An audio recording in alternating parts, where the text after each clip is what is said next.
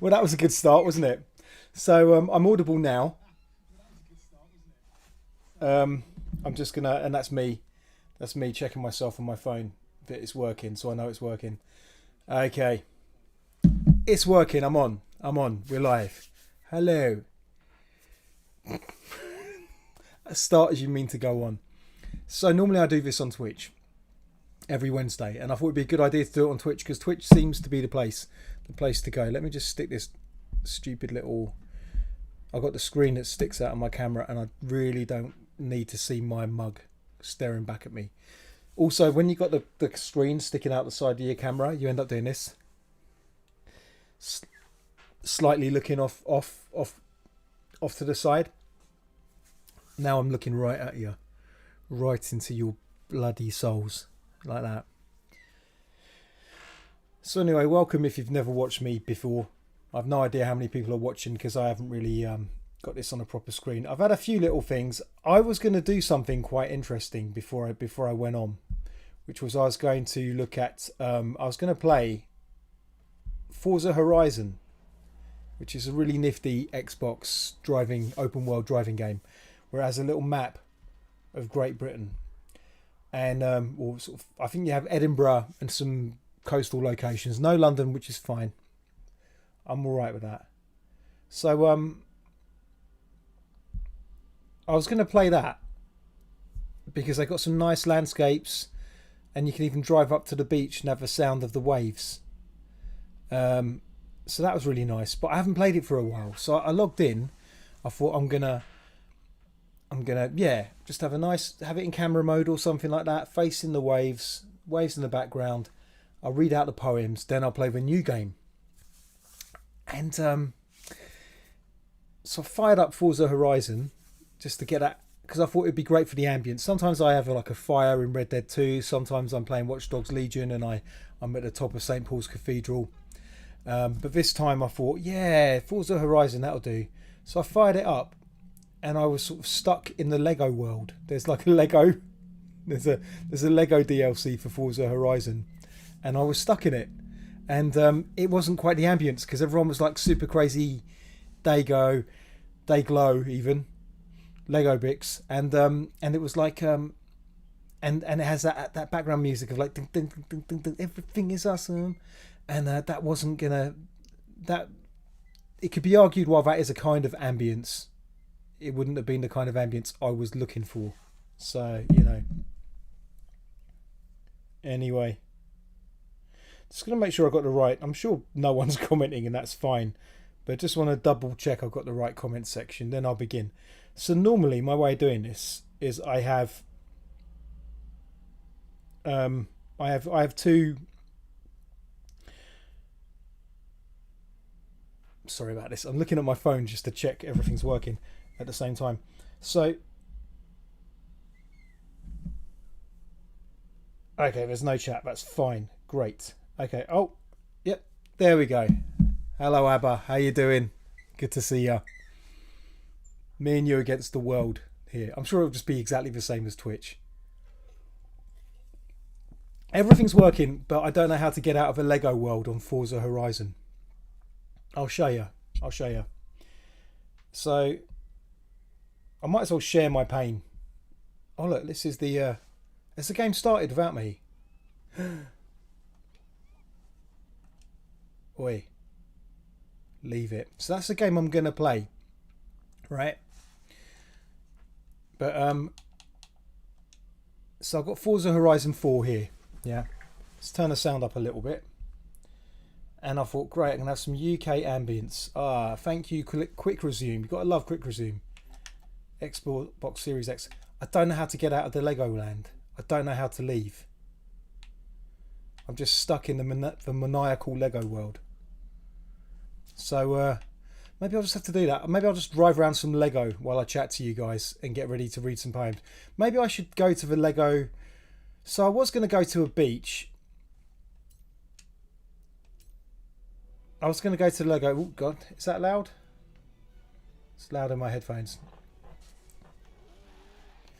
Maybe I was going to go on a nice beach, but I guess I'm just going to have to go on a Lego beach instead. Nah, don't worry, don't worry. Oh, I should have done that ramp. Let's just go here. No, I want to go... If I'm going to...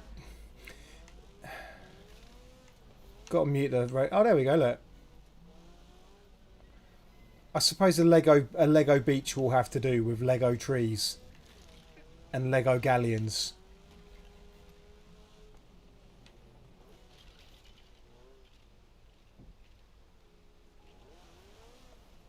Nice. Got some classical music playing. Is it low?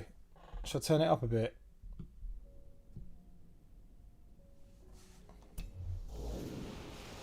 How's that? It's loud because I got these headphones. Okay, is it too low or is it nice low? I'll bring it down a little bit. Anyway, it's not too bad actually, is it? We got the piano music. It's kind of chilled.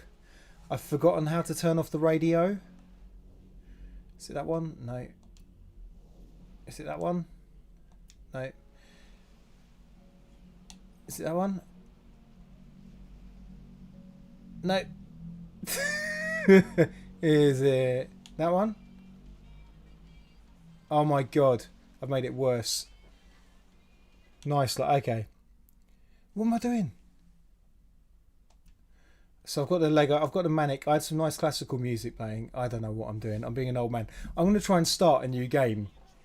And I'm like... Anyway, this is just going to be the background for when I play the music. But now I genuinely have to learn how to... No. Yes. This is not working for me at the moment.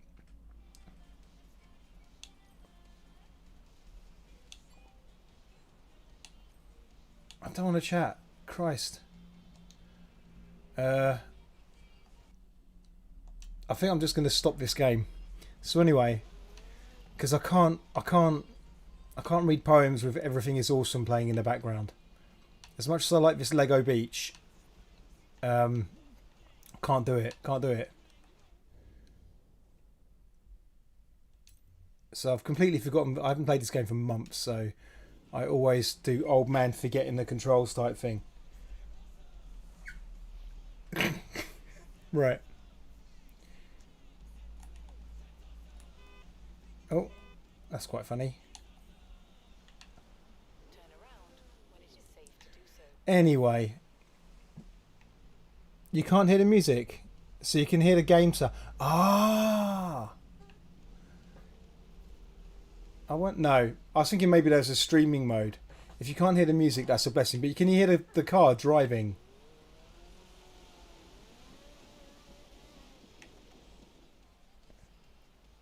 Hello. Right.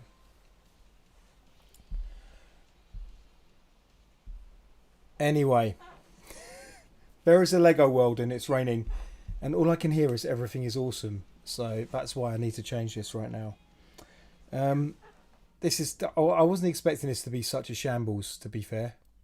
You know, I'm coming out. I'm coming out. I'm giving up. I'm coming out. Yeah. Yes. Yes. I do. I think I've escaped the Lego world. Okay. No, I haven't. I'm still in this hellish Lego landscape. Don't know how to escape from Legoland. To be fair, I worked at Legoland as a gardener for 4 and a bit years. So I was trying to escape from Legoland for quite a while. But now I'm back in it, now that I'm streaming. Anyway, what was I going to talk about? Twitch. Twitch was quiet, and I just felt that maybe YouTube might be a little bit less quiet. Can never be too sure. Oh, they stuck me back on the road. They don't even want me hanging around the beach.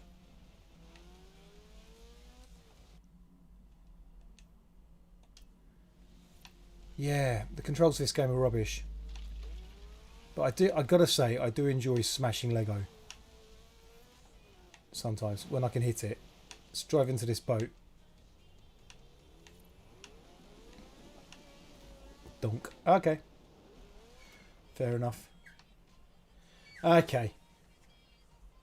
No worries. See you in a minute. So what am I going to do? I was going to read some stuff, and then I was going to write some stuff while playing the Human Evolution game. So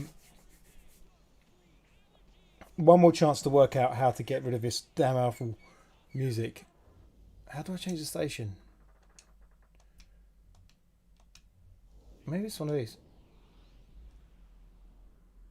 No, I don't want to rewind, you fool.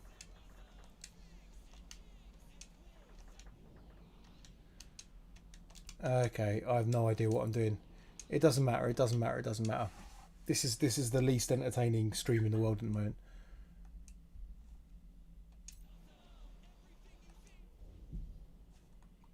How do I escape from the hellish Lego world? How do I do it?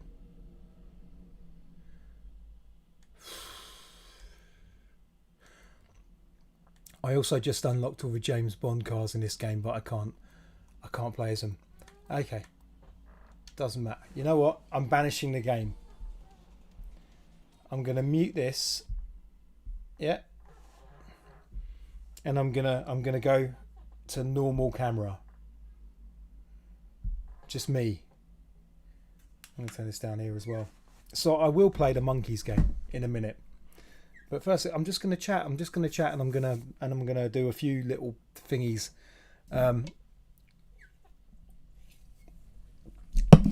So yeah, after months on Twitch, I have to say, I was playing it last week, and I felt like I was at the end of my tether. I was playing Watch Dogs Legion, and that's like this London that's pretty accurate in some ways, but condensed. Populated by a bunch of RADA graduates who think they can swear, and I just found it to be I just found it to be a bit tedious, and I didn't know if I was just tired of streaming, if maybe this whole experiment. Oh, by the way, shout out, they're not my sponsor, but just like this stuff, it's really good. I like my autofocus as well. So anyway, where was I? Slauncher, everybody. So, you know, I just didn't know. I didn't know whether I was tired of it. So I thought I'd change things up a little bit. I'm teaching tomorrow. It's quite a big whiskey for someone who's teaching tomorrow. I suppose I can pour it back into the bottle if I don't finish it. It's not like I'm sharing it with anyone. No one in my house is having sneaky little drams of my whiskey. So anyway, so I got a bit tired of it. And maybe this is it. Maybe I'll do the stream today and I'll just be like, I'm not feeling it anymore. The magic has gone. My interlude as a Twitch streaming poet is over. But then I thought I'll change some things up. One, I'll change it up on YouTube and see if I can.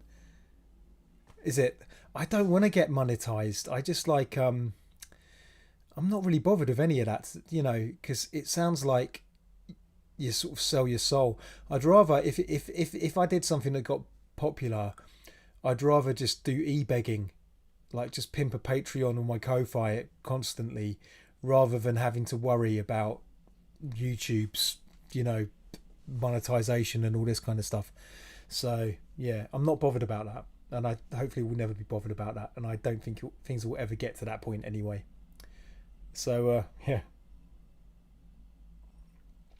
Oh. Although Lindsay Ellis, she did a big long video on YouTube when she had a bit of drama. Hello, Sylvester. How's it going? She had a bit of drama and she was drinking whiskey. She was drinking Writer's Tears, which is actually served at the Poetry Cafe in Covent Garden. So she was drinking that and then apologising and taking a shot every time she mentioned some controversy where she had to apologise. And then it turned out it was all tea. So, you know, anyway. This stuff goes down really well. So what was I talking about? I was talking about just changing things up. So I'm changing two things up. One, I'm on YouTube. I'm not on Twitch. So a few weeks on YouTube, see how it feels. Two, I'm doing something before, which is I'm doing a game that I've never played before. So even though I just got stuck in the Legoland hellscape of Forza Horizon's Lego expansion that I don't know how to leave. I've left it successfully before, but I can't remember how I did it, and I don't know how to change the radio station in that game either. So for now, just got to stay out of it. All right, but I've got another game, and that's going to be Humankind. Ancestors: The Humankind Odyssey. So I'm going to play that in a little while. But, and apologies already to the gamers among you. I like reading poems first, so I'm going to read 3 poems, and that means actually I've got to bring something up in a bloody stupid app that I've got somewhere. Here it is. And so, because of that, what I thought was I was going to read something from I was going to read at least 2 poems which had a human evolution theme to mirror the game that I'm going to be playing, and I think in subsequent weeks I won't be too bothered about linking the theme, to be fair. But yeah, so I'm going to read 1 poem by a living poet, 1 poem by a dead poet. So I'm going to read 1 poem by Roy Fisher, and the reason why is because it's a poem about Neanderthals, and I've got my own poem about Neanderthals I'll read afterwards. And then I'm going to read a poem by a poet that has nothing to do with Neanderthals at all, but I was just looking at the book today and I really admired it. So I'm going to read some stuff from Bad Bad by Chelsea Minnis. If you think the front cover is amazing, just wait till I show you the back cover in a minute, because it's the most awesome back cover ever on a poetry book. And I'm not even over. If you think this front cover is amazing, back cover is something else. So right, so I'm going to read a poem by Roy Fisher. And Roy Fisher is one of my favourite dead poets. And like a lot of my favourite dead poets, he was alive when I started reading him and then died shortly after I started reading him. It seemed to happen with a lot of poets. C.D. Wright, Adrian C. Lewis got a few years, even had a correspondence with me before he died. I just seem to, when I really get into a poet, their days are numbered. So, I'm going to read a poem by Roy Fisher. He was like a jazz pianist and a poet. He lived out in the sticks. He was famously grumpy, which I quite like. He was a big influence on poets like August Kleinzahler, who I've read before in my Twitch streams. And I just thought, I just like his work. And his work isn't for everyone, but his work has a cinematic quality. His tone of voice is really interesting in his poems. His use of imagery is really engaging. And I just got really into his work. And he wrote one of the few poems I thought, I've read some poets about human evolution, and so lots of poets have tried it, a little poem about human evolution, and they just sort of, they either get the science really wrong, or it's just a lousy poem based on the same presumptions about human evolution. So I'm not easily impressed by a lot of art about human evolution. Kind of like science fiction, they tend to say more about the prejudices and biases of the person that writes it than the actual thing itself, which is fine. But I think he wrote an interesting poem about a Neanderthal. So I was going to read it. Dancing Neanderthal by Roy Fisher. Dancing Neanderthal. Stronger muscles than ours. Sharper tools. Could speak? Possibly. Right? Didn't. Unless with sharp stones they incised their skins that would die with them, observing the ban on lasting records. Trafficking symbols? Painting rocks? Couldn't? Didn't. May have been foresight and hard taboo to stop themselves inventing religion, football or flags. Our world's ways of life keep strong by prohibitions, and they may just have been better than us at that, as they no doubt were at contemplating extinction. They could have danced all night with that much muscle. Sung? No reason why not. Hardwired to diatonic, and that's the end of the poem. and I have no idea what diatonic means. Does anyone have any guesses to what diatonic means? I'll tell you what diatonic means from my brain and not from the look up thing on Kindle. Oh, it's music, so that's Roy Fisher for a start. Involving only notes proper to the prevailing key without chromatic aberration. I hope that clears things up. Or constructed from a diatonic tone. So involving only notes proper to the prevailing key without chromatic alteration. Okay. So I guess that last line, hardwired to diatonic, means were the musical scales hardwired within their hearing, their experience, as ours was, and it's like nobody knows. Now, the interesting thing is he spoke about singing, and there is an archaeologist called Stephen Mivan who's written a few good books about the human species and the beginning of our culture. He wrote one called A Prehistory of the Mind, which was really interesting because he took a standard of evolutionary psychology, which is the Swiss Army knife model of Cosmides and Tubes. The Swiss Army knife model. Good. But just the Swiss Army knife model was that different aspects of human intelligence evolved separately. So rather than human intelligence being one thing, and I think we all recognise this from human intelligence today, different aspects of human intelligence sort of involved, and that's kind of what human intelligence is. It's lots of different tools. It's not really one tool. It's lots of different ways of processing and acting and so on. And even now that, like, you know, we when we look at intelligence anyway, we look at physical intelligence, we look at spatio-temporal intelligence, we look at problem-solving intelligence, you know, logical intelligence, we have emotional intelligence, lots of different forms of intelligence. Now, I'm just talking about some, but I'm just talking about this because it's interesting. So, in A Prehistory of the Mind, Stephen Mivan, working from the archaeological record as well as other things, his idea was he took the Swiss Army knife model a bit further. So he said that with earlier species of humans, it kind of was a Swiss Army knife model, but for the purposes of his metaphor, he spoke more of a kind of like a building with rooms. So each form of intelligence was a separate room. But human intelligence has, or Homo sapien intelligence, has a kind of atrium.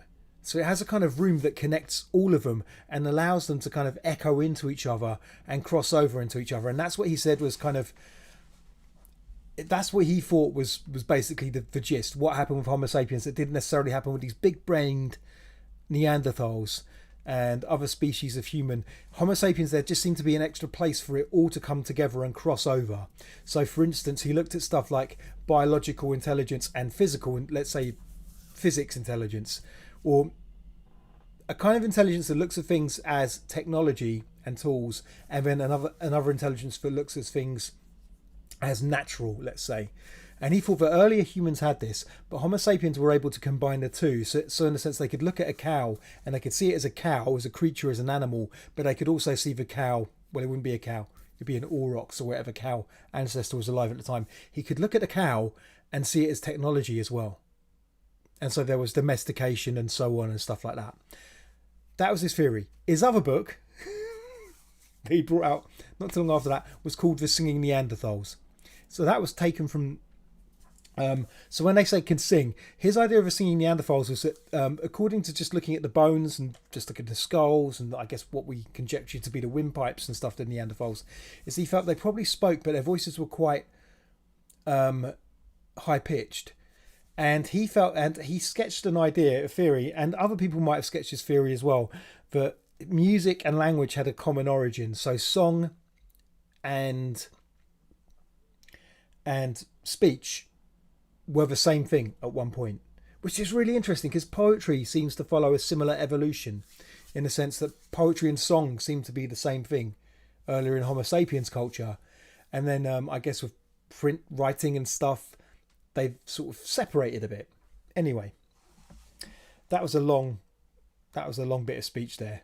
So Mind Palace is, exactly, kind of, but it was just like before with earlier species of humans, the rooms were all kind of separate, or you couldn't sort of cross from one room to another. Let's just say you could just go that room, that room, that room, that room, that room, whereas suddenly all these rooms became linked. And that's what happened with Homo sapiens. I ain't an expert, so I can't really talk about it. Yeah, definitely. I mean, you can't. Poets will just nod sagely at any idea of music and language having a common ancestry. It's just bloody obvious, isn't it? There are some people, obviously, when you speak, and it's the furthest thing from music. But but ultimately, we can hear it. I think rather than reading Chelsea Minnis, I might read my poem, and it's an old poem of mine, and it's in this book called Sonnet Hack. And this is a book where I wrote 30 sonnets over a period of a month. I just wrote a sonnet a day in October, and a few of these in my new book, Werewolf of London.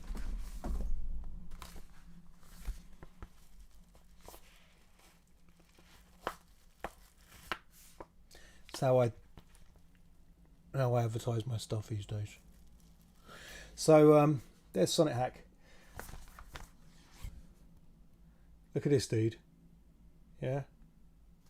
And now.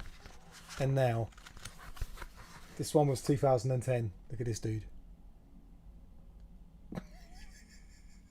That's not the... To be fair, Jacob Sandler Rose took that picture. There we go. I seem to have sort of these weird dirty thought bubbles coming out of my head. That's me as a Renaissance Jesus. So there we go. Before I'll have to like get my first collection out because that's got the even. Oh, here it is. Look. While we're doing it, while we're at this, I don't know where my second collection is. Second collection basically is a slightly chubbier guy than the guy here, but ready for this one. Look at him. Look at him.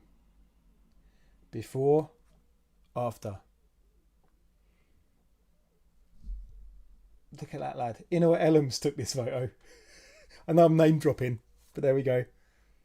There we go. The long hair was all right, but when you get older, look at that. Look at that. That doesn't look good when it's long. You end up looking like one of those old, those old metalers with long hair, and their hair just doesn't look good. Doesn't look good at all. When I took that photo, actually that photo for You're Not Singing Anymore, that was when I was still a gardener, so I was burning a lot of calories. I think I was probably about sort of 12 stone, maybe even less, maybe 11 and something. Super middleweight, and I'm definitely heavyweight right now. But I do remember after quitting the gardening job and having the minor narcissistic alcoholic breakdown that accompanied going into the arts, I put on a lot of weight. And I remember going for a reading in Germany and someone was waiting for me with this, holding this up. And I just remember walking up to them, and their face seemed to say, we wanted the person from the back cover, not the front cover. This is a guy in Camberwell. Christine Scoffley, photographer, took this photo. And this guy just basically turns up. He used to turn up at Ruskin Park in South London, and he would feed the pigeons, the squirrels, and the rats as well. He fed them all. Right, so anyway, back to Sonnet Hack. I wrote a lot of poems on the subject of human evolution because I was obsessed with it for a while. It was one of those big sort of meaty mysteries I wanted to get to the bottom of. And like all good science, the questions just beget more questions. If with science you know lots, but you'll never know anything. Your ignorance is a further awareness of your ignorance is part of the package with more knowledge. So I wrote a lot of poems about human evolution, and I even worked with a composer for a little while, and we were going to do something. Now I ended up having a kid and other stuff happened, and I just kind of fell away from the project, which was a shame because we worked together for about a year. And luckily I looked him up, David, and he's collaborating with scientists now. So I'm really happy he's doing that because I felt kind of guilty that we kind of just dropped off from each other, and I hoped it wasn't because of me, but actually he kind of followed that science thing on and seems to be doing really well, and he's working with the Wellcome Trust and stuff like that, so he's doing great. But anyway, So that's quite nice. I'll just one day say, you know what, in a way I'm kind of responsible for your success, and you owe me a little favour. Anyway. So I wrote all these poems, and kind of I look at the poems now, and again it's that problem. They're dated, not just as poems, but the science in them is dated as well. So it'll be interesting going into this human evolution game in a minute, and maybe writing some live poems about it. I've never done this before, where I play the game for the first ever bloody time, so I don't know. But I'm going to read this one, and this one is also, even though I think this is quite a lovely sonnet, I quite like it. It's one of my better sonnets. I can't remember why I didn't include it in the new one. With just the, out of all the sonnet hack poems, I seem to knock a lot of poems out of that collection. I was pretty hardcore. So I'll read this out. It's called "The Last Neanderthals Last Night on Earth," and then I'll point out the obvious scientific flaw within this poem at the end of it. Okay. Maybe you might spot it, I don't know. But ultimately, the last known site of Neanderthal habitation in Europe is the Rock of Gibraltar. So Neanderthals lived in the caves of the Rock of Gibraltar.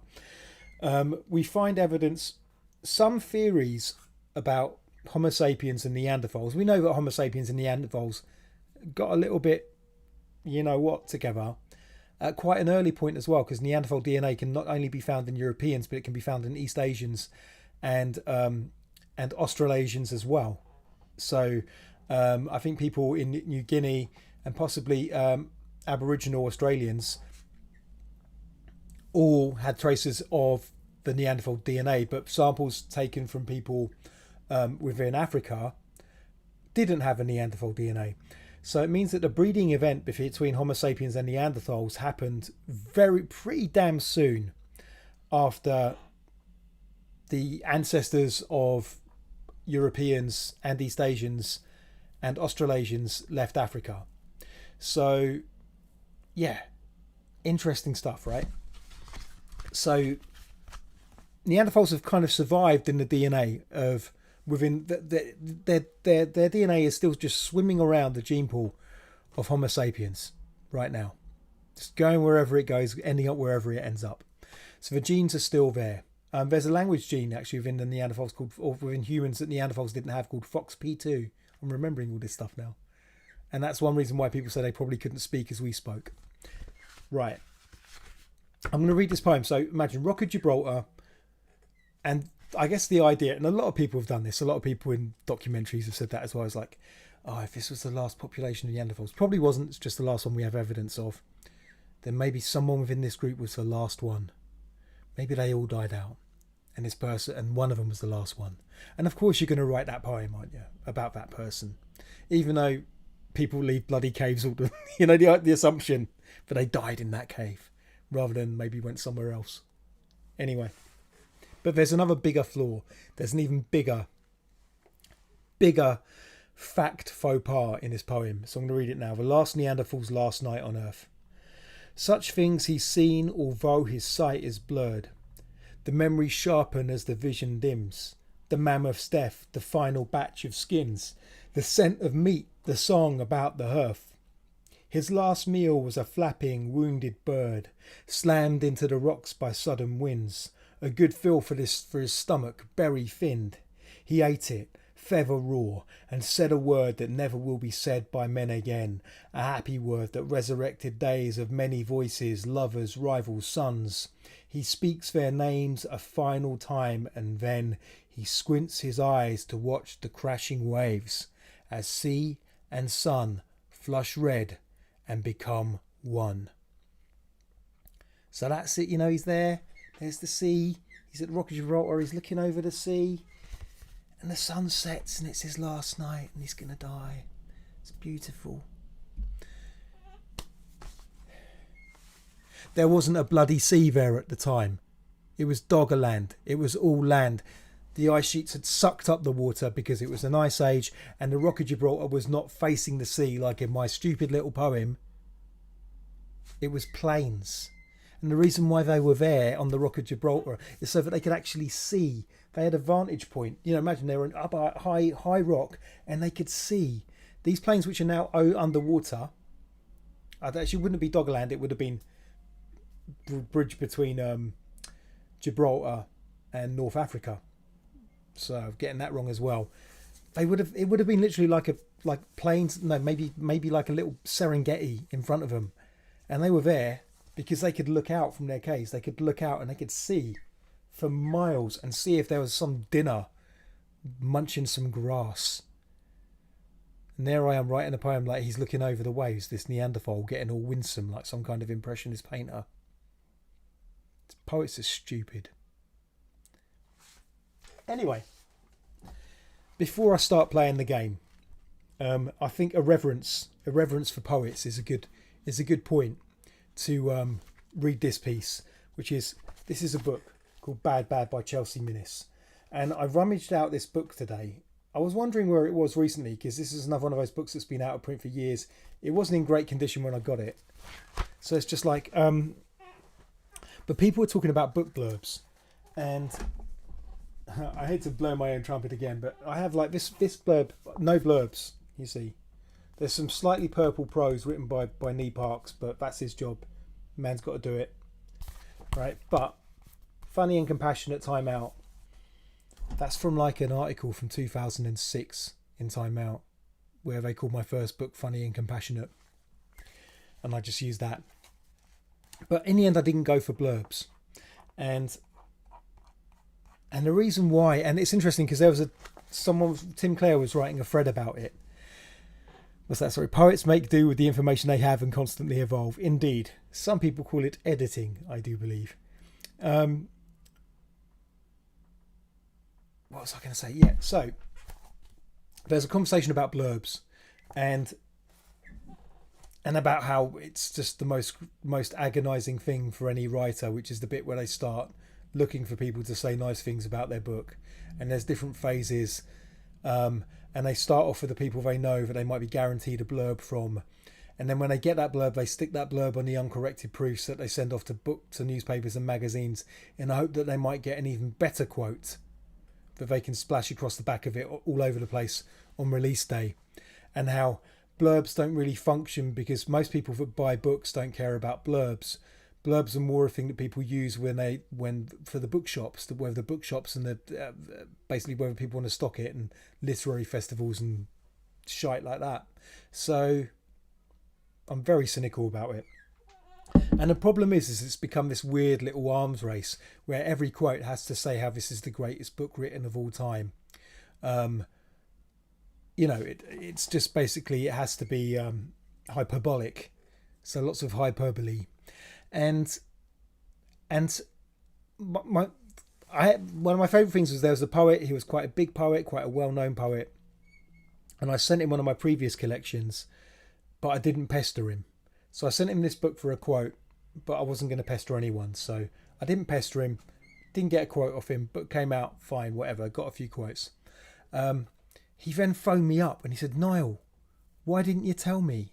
Why didn't you push me? I loved this book," he said.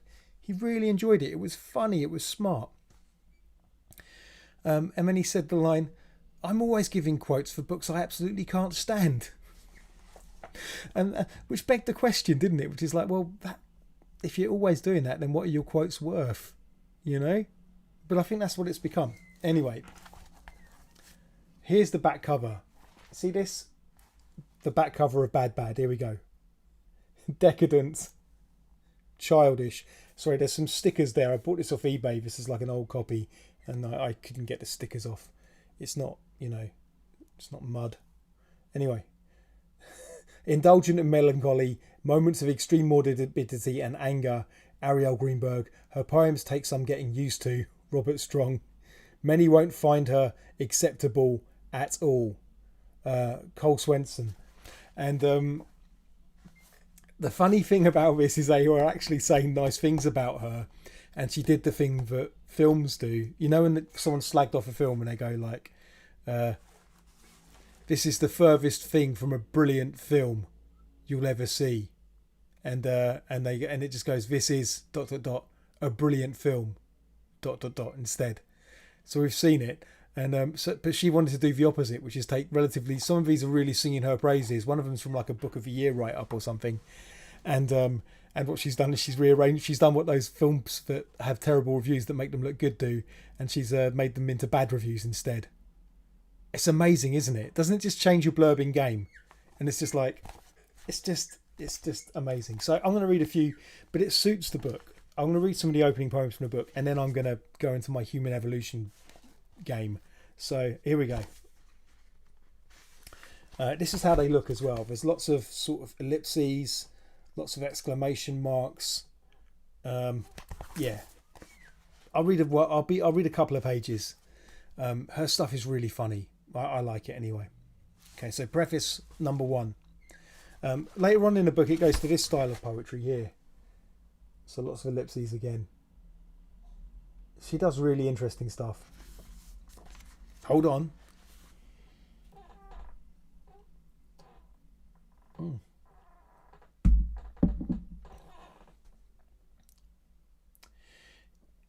Is there a chick? Oh, can you hear squeaking? It's my chair. I need to get a proper chair. I thought you were like writing some slightly misogynistic American high school slang for a second there. This is the soundtrack you get, being that you either get this or obnoxious Lego movie music. It could be, or it could be I'm sitting on a chick. Okay. Chelsea Minnis. Bad. I'm going to read some of her prefaces. People say nothing new or the death of the author, but I am new and I am not dead. Intellectual, anachronistic, super serious. I'm not going to start crying because experimental, and I'm not going to start crying because not experimental. I just want to piss down my own leg. And should someone be bored, like Narcosis? Poetry should be, aha, like baby has to have it. If anyone thinks they need to write reviews, teach classes, edit magazines, or translate books in order to write good poetry, then maybe they should just take a rest from it. If you try to write a good poem again and again for years and years and receive no awards, no money, no nothing, then you're happy. All these blurbs are for shit. Like, if I were to carry around a turd and pretend it's my baby. The poet I worship is Edward Dorn because I adore his disgust. Whatever he says feels like art. Poetry is for crap. There's no money or fast cars in it. But in the thighs, I feel it. That was number 1. Preface 2. You should not think of getting a job with your poetry. If you do, then you will begin to count your own books. Poetry careers are bad business. If you want to be hired, then you will write the right poems for it. I would like to write this for people who don't know anything. I don't want to hurt their pretty heads with poems. Oh, by the way, have some light. There we go. Preface 3. Don't mystify me with poems. I can't feel a stifle for the rest of my life. If you are a poet, then it should be foremost on your mind to say something and not to conceal it. All this is for fighting, but you must like it too. You should have something in poetry, and you should take this as my first statement towards that. I am trained to write poems much more meaningless than this. Preface 4. I can only write poetry that is like a tuba covered with blood. No asylums, crack houses, jails, hitchhikers' cars, ditches or body dumps for me. If I find a piece of rope, I must use it to tie myself to the bedposts.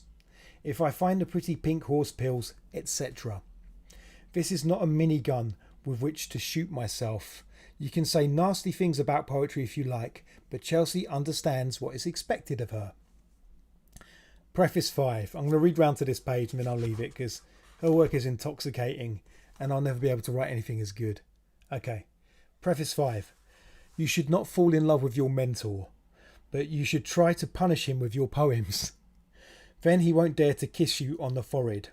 Too bad mentors are like dogs, but they aren't as smart as dogs. Often they are crying because of the truth. I want to say in my poem that I am alive, but it is just a triumphant moment. I love my mentor because of his ugliness, but I wish for my poems to be understood as complete failures if they have no loving kindness. Preface 6. Don't you think I realise the missing importance of this? I would rather have a Gucci bag than a poem. I wish to be a great poet, but I don't wish to be high level. I will never submit to the fellowship committees because I do not like encouraging handwritten notes. I would scold myself for many things in the future, but never for this. I have dismissed all compliments since my mentor's death. Preface 7. I want to write a poem because I don't feel very boring, but I will feel like a stuffed leopard because of the praise. No one should get paid to write poems and nobody should be allowed to write them, but a love poem will not fail. Do you think I'm very happy with my uncut wrists? Preface 8. I have a quality that is like a libertine, which is that I have a great desire to enjoy my own disgust. If I am a poet, I am the worst kind of poet. Someone once thought that a poem should be more than an elaborate fuck you, but I do not think it. See, there'd be no monetization with that swearing. Okay. I could read all of this. It's very intoxicating. You can put that as a quote. Very intoxicating. I could read all of this. Niall O'Sullivan. If poetry is dead, then good. I know what will be fun. I'll buy your book and ask you to sign it and then throw it in the trash. Of all the beautiful rip-offs, this will be my favourite. Poetry has to update or I'll begin to rip my sleeves down. Anyway, poor everyone who ever went to Harvard. Last one, I promise. Preface 10. It is very nice to be a poet, if you like it. It is the frou-frou of death. People say it is very dangerous to write poems, but they only mean that it is dangerous to your career as a poet. A poet is not to be praised for anything. If I write something, then let me be killed. If anyone wants good poems, then they should tell me and I will write them. If anyone wants to get bored, they should go to a pretty poetry reading, but not mine. I shall tell you one thing, like a 27-course dinner. I've got to leave it there. Okay. Chelsea Minutes Bad. Now, it's quite hard to get hold of this book. I think if you go to Amazon, the paperback is like 30-something quid. But there is a double edition of this and her first collection, Zirconia, which is much cheaper that you can buy from Amazon. And I really like her stuff. She influences a lot of poets in London, as far as I know. And there's a certain kind of neurotic style of poetry writing that I think she gets absolutely right, and a lot of other poets don't get right. Right, I'm turning my headphones back on because it's time. So that was all right. That was the poetry segment. Let me turn my sound back on. We're gonna. Have I got my live writing ready? Just got to change something with my settings. I keep forgetting to turn the sleep off. So display and brightness.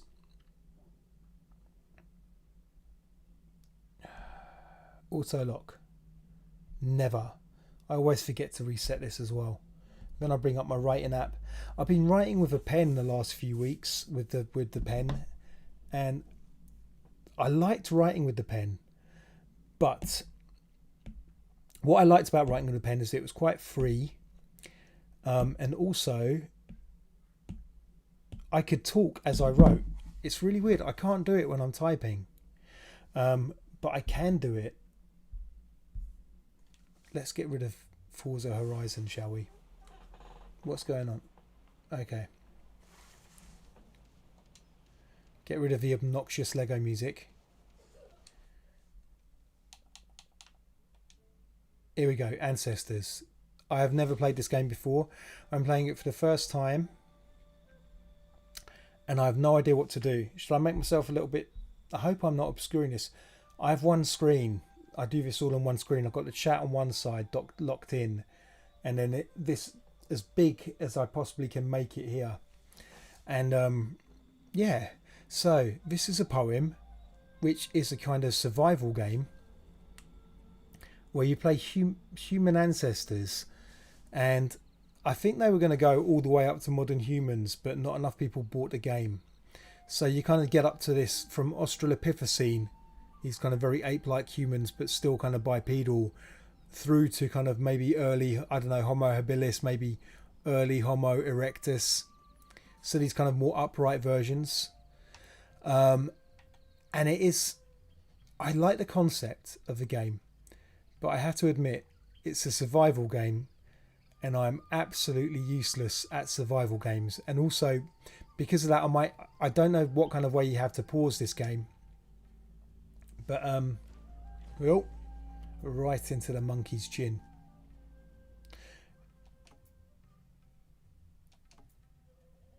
Oh, what we call this lineage.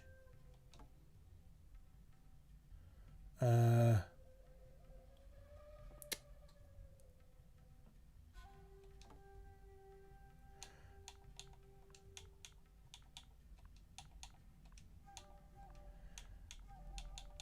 think it's quite exciting for me because normally I play a game that I'm almost bored of when I stream.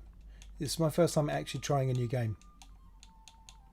You see the poetry starting already. Oh, wait a minute. Damn it. There we go. Bum sniffers. Gilbert's good. Gilbert is good. Maybe the next lineage can be called Gilbert. The Gilberts. Confirm. Yes. Okay. Bum sniffers. Explore and expand and evolve by experiencing what our oldest ancestors had to face. Oh, choose your game experience first time. Yeah. I'm going with full tutorial. Ah, Gilbert, like Gibraltar. I see. Gilbert is the kind of name I give stuff in games, though. Like, I'm playing Monster Hunter Rise at the moment. Select your starting character gender. Let's go random. Lineage name Bum Smiffers. Game mode first time. Settlement Hidden Waterfall Oasis. Gender male. Oh, it just went for male. Clan size medium. Species question mark. Okay. Gilbert. Don't worry. Gibraltar. These lot, I mean, these guys will be in southern Africa, I'm sure. Where was Lucy? Where did Lucy come from? Wasn't Lucy Kenyan, actually? I can't remember. They look like Australopithecines. Oh, this is very exciting. We've got some DNA strands here. So I wonder if there's a pause mechanism. It's a survival game, meaning that if I stop to write a poem, they'll starve to death or get eaten. So hopefully there's a good pause thing. So if I feel like writing a poem, I'll pause it, I'll write. Yeah, I'm playing Monster Hunter at the moment, and it's just... Oh, I love it. Monster Hunter Rise, I absolutely love it. Okay, you encounter a meant to represent archetypes of a place and of a moment. Not the exact depiction of what happened, alright? I should have written that in my poems.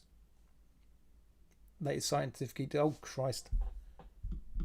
The one's made by Panache Digital Games, which is... Oh, I don't care.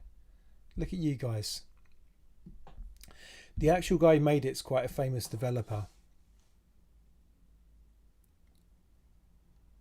Okay.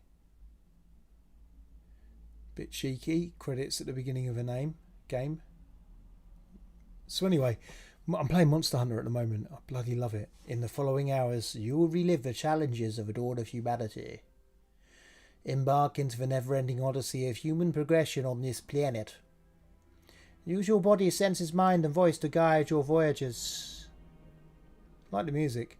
Gain strength in numbers and advance the species. Survive the elements. Teach your family. Build a home. Good luck. We won't help you much. And remember, evolution is not set in stone. It is your path to forge.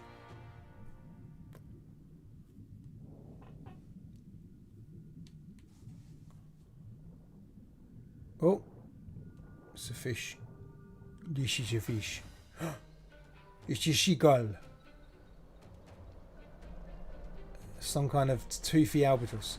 Africa, 10 million years ago. What part of Africa? Oh. So that's the thing that's going to eat my boys. Yeah. Oh.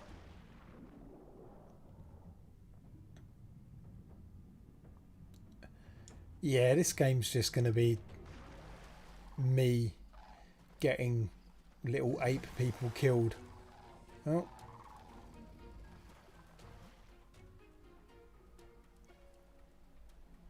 Yeah, always Africa.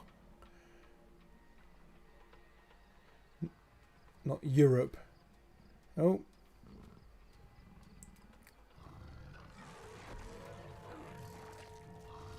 Oh my god. Oh my god. So this is what I'm going to be trying to like raise families in. Let me turn this down. A bit loud in my headphones. Ooh.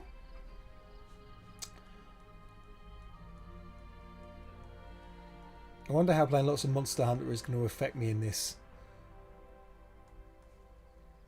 Will I just start running at things trying to fight them immediately and then die?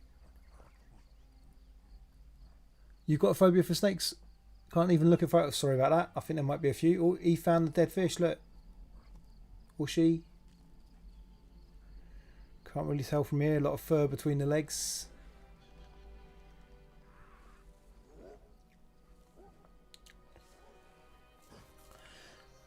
So he found the fish. Good for him. Or her.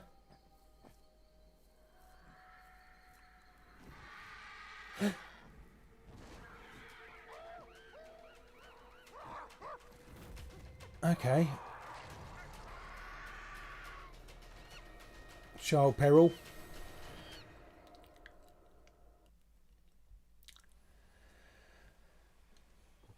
Oh, for God's sake. We gain safety now. I'm just to make sure I've not got any bit of a UI sort of in my way here. Maybe I'll stick myself in this corner like this.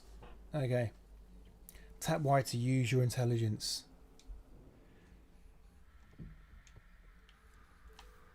What the hell?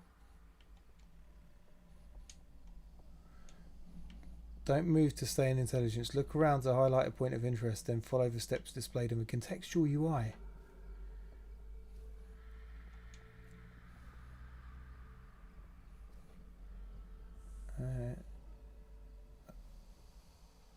Y, focus. I don't know what that is. Climbing up a tree. I can't do this. I can't. I'm... Right. Grabbing foliage group. Jump, then hold A to grab the foliage of the creepers when passing through it.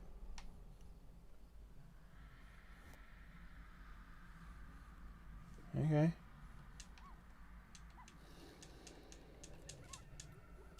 Am I dead? No.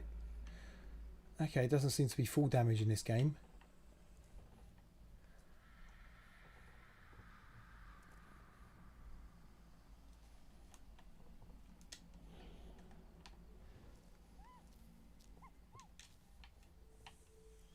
So he seems to be seeing monsters everywhere because he's terrified.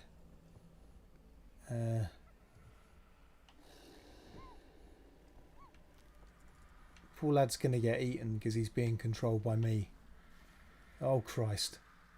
Onto the rock, lad, onto the rock. This is just some kind of evolution horror game, isn't it? Can I pause? Can I pause?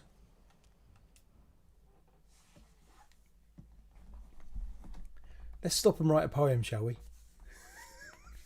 And then we can resume. This is the kind of game where I can't just leave it. You know, like Red Dead, I can just sit at the top of a mountain on my horse and just wait for something to happen. I can't do that here. So let's just go into live writing. I should write some stuff. I don't know what I'll write.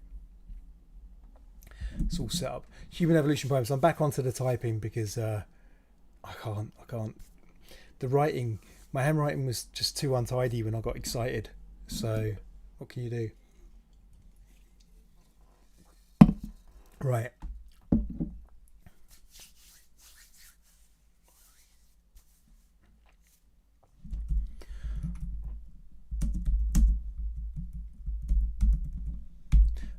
When I write haiku, I don't do 575. I've grown out of that. It's 575 when you write haiku. It's your training wheels. Started off with some racist old literature reference there.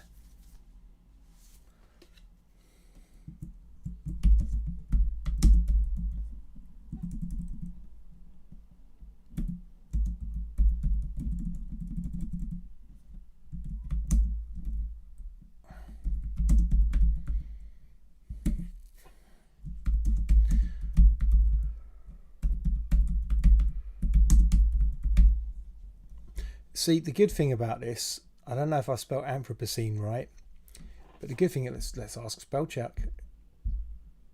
Anthropocene? No. Oh, that's right, I've got to do it on this. Anthropocene.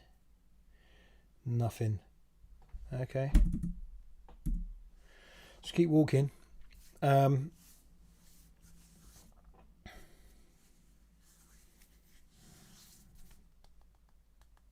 more line. The good thing about this game is if you die, the Anthropocene never happens. Yeah, they always use my intelligence. And it's just, I mean, they seem to get the trauma thing just about right here. Okay, let's keep going. Right.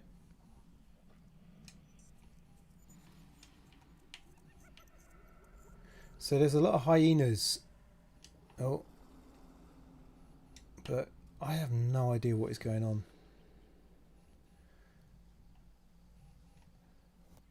Do you get hyenas in the forest? He's obviously traumatized. I mean, it's the eagle that is the cause of the trauma. Very immersive. I'm playing this with my slightly bigger screen now. Should I call? Should I call for someone? Oh, there we go. I can hear other chimpy noises. With these headphones, it's very immersive, the sound. Okay. Oh, okay. Smelling.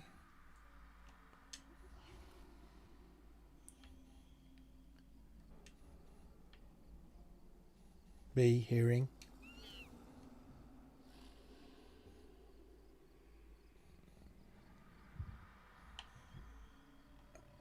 Okay, follow the sound. There's a sound there. Right. X.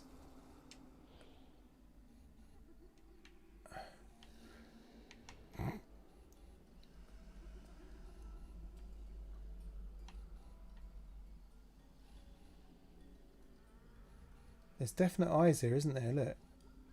Beyond the...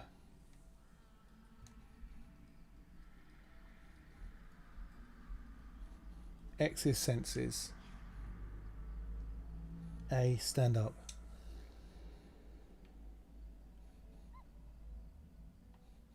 See snakes, hyenas.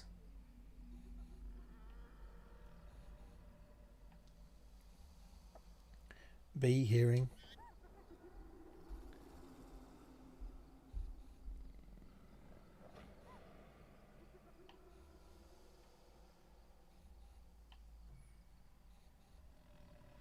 Focus.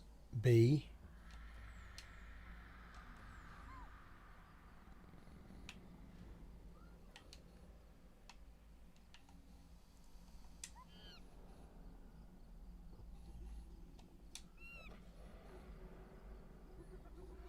That's just going to get me eaten, isn't it?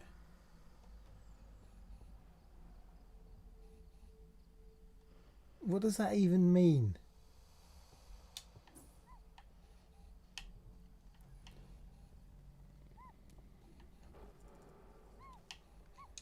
I mean, if that's some kind of cave, I can't climb up here. Oh, I can climb up. Hello, mate. Oh, look at you.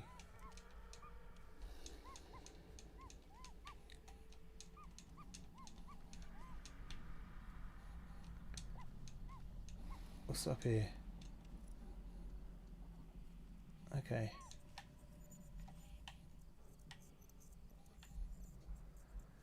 Senses. Smelling. Let's do some smelling again.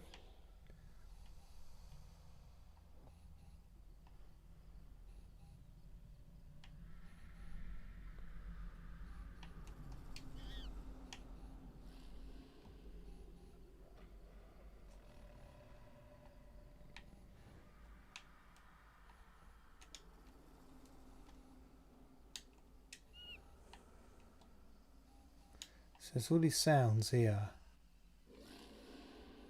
Yeah, that didn't sound good, did it? That's something that's going to eat me.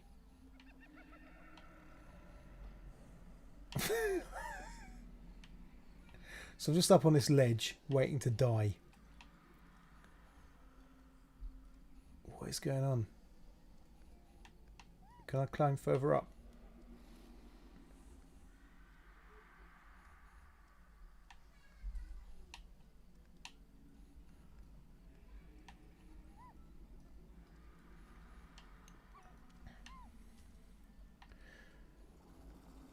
I didn't realise I was just going to basically be made the custodian of some baby Australopithecine. Hello lad, you alright? I'm really sorry, but I'm the one guiding you, so you're probably going to end up brown bread at some point very soon. Can I get onto that tree branch?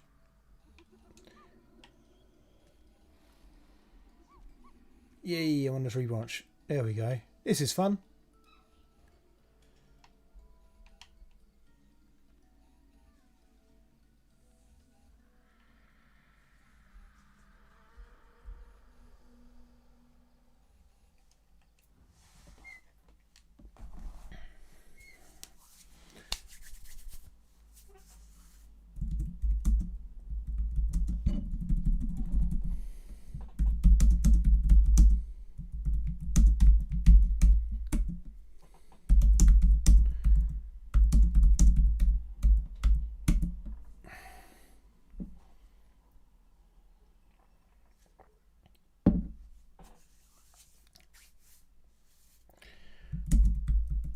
Sounds like a bunch of hippy dippy bullshit what I'm just writing here. A long dead branch of a tree, on a long dead branch of a tree of life, a dreaming child. Christ. Learn to type. What is going on? Right, here we go. Back in. So I'm on a tree branch. I read somewhere in some reviews that this game gives you no guidance at all. None at all.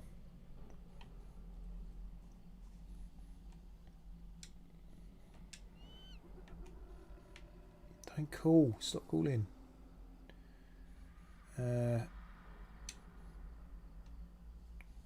Smelling.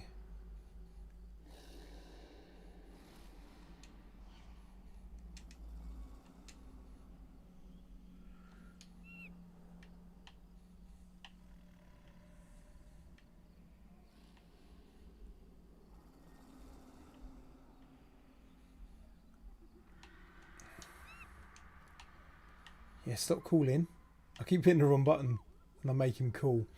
And it's probably not a good idea to make this poor lad call.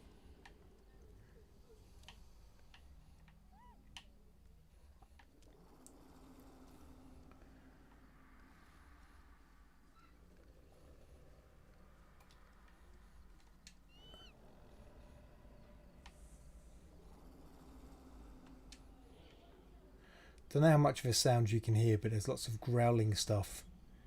And not sure what's going to happen with this poor lad here. Yeah, just I get it. Oh my god, I keep hitting the call button by accident, so he's literally just walking around this predator infested forest going, hello, I'm here. Who wants the tasty dead end of the evolutionary tree? For God's sake, stop calling. Why intelligence? What does that do? Right.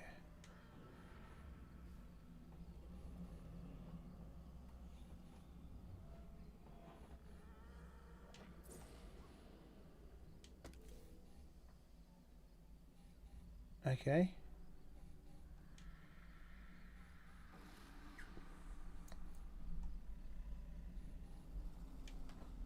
Some kind of leaf. Anything else?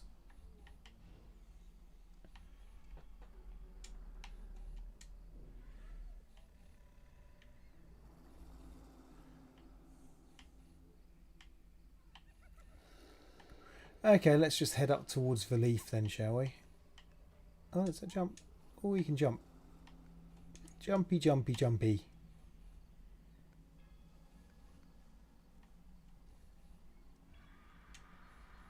So X is senses, B hearing.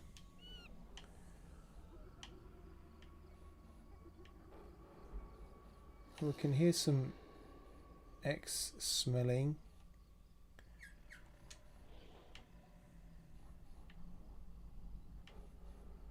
So we should be able to smell a predator. Y intelligence. Okay. Let's just keep heading towards whatever leaf this is. Then we can climb up the tree.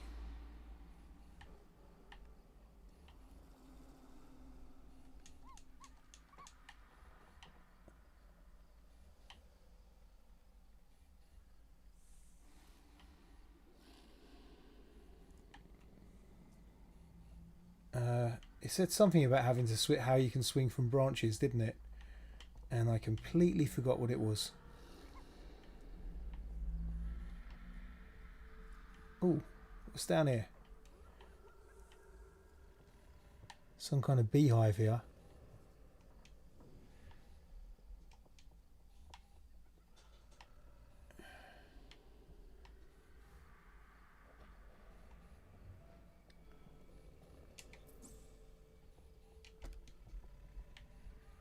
Okay, so I've remembered that, but that's just a bloody branch or something. Is it something I can eat? This game does not help you at all. Right. Oh, grab. What's that? A, grab. Inspect. Is that X? It's like a beehive, isn't it?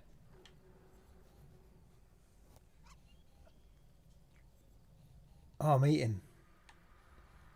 Let's inspect it again.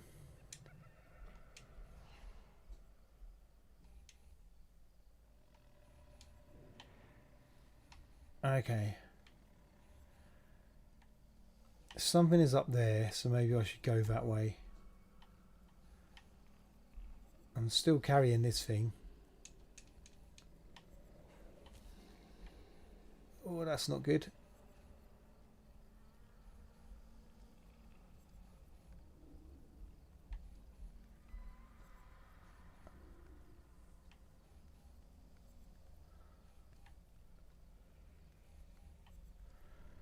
Back up the tree, back up the tree. Come on. There we go. So I'm carrying something. It looks like a kind of nest, or maybe it's a nest. He seemed to be eating from it. I have no idea what I'm doing here. How do I leap from branch to branch as well?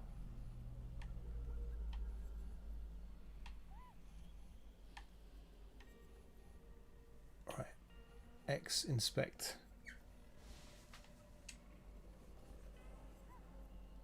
Yeah, let's drop it.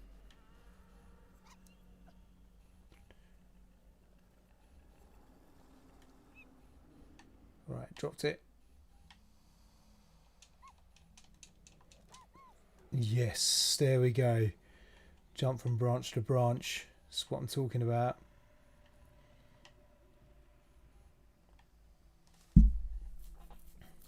Great instincts here, this lad. Making for the trees, you know, the safest place. Oh, that's right, where his parents got murdered. Or hers. It did say male, didn't it? Right, let's use intelligence again. X.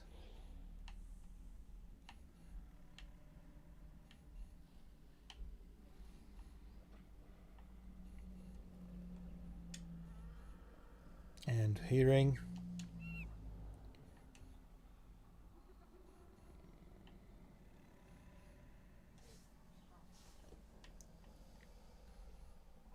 I have no idea what's going on. Which is kind of fun. It makes this a bit more fun than Red Dead, I have to say. Let's go along this branch. Missed it! Oh, yes.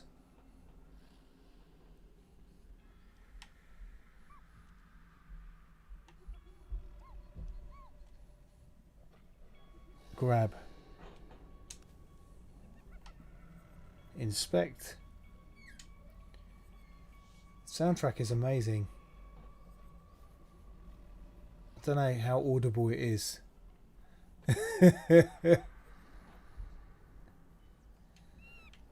Okay, dropping it.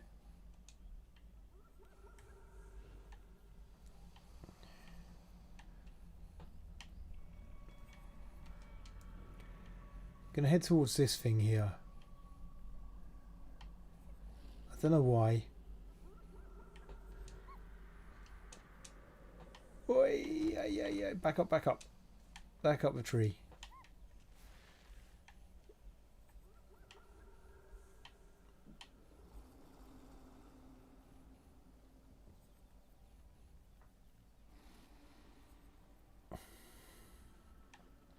Okay, it doesn't seem to have some kind of starve to death mechanic, so I probably could stop for a second.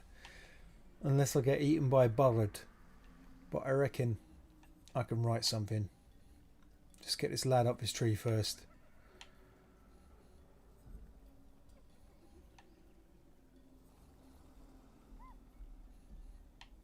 Very, very interesting and atmospheric soundtrack. Right.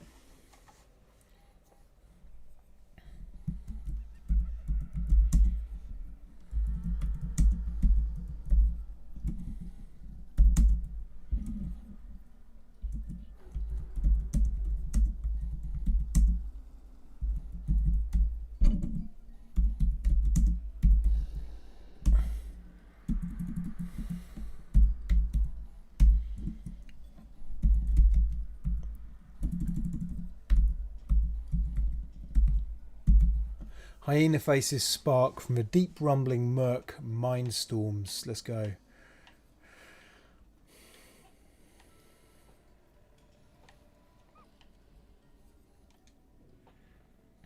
I thought it was just going to be some 2001 Space Odyssey type stuff going on here. You know? Throw up a twig, rocket comes down, that kind of thing. Okay, I've lost this thing. Alright, it's down here.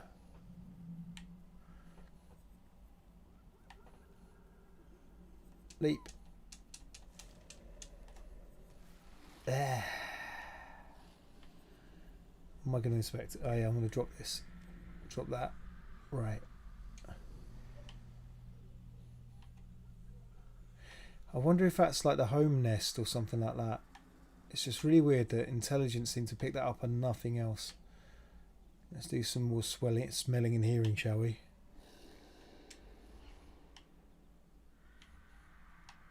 I've no idea what smelling does. Doesn't seem to do anything.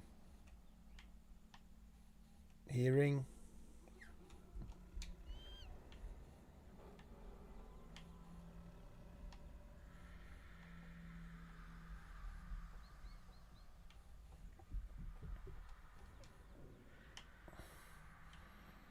Right, back to intelligence.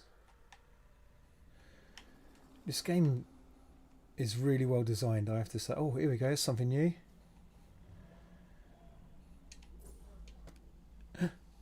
I don't even... Is that a cave? Okay.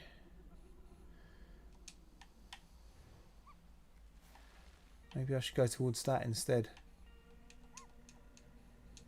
Whoa.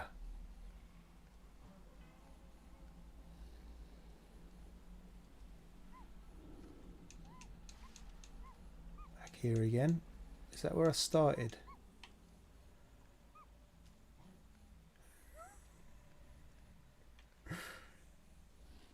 I've got my kids sleeping next door, or going to bed next door. Oh Christ, hide, eh? Okay.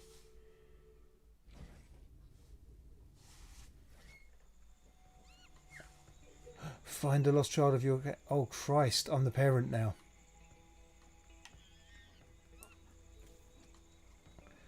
This is timed, isn't it? If I don't... Hold A to sprint, release A to jump.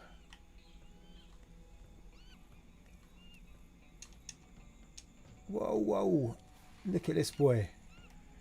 Which way am I going?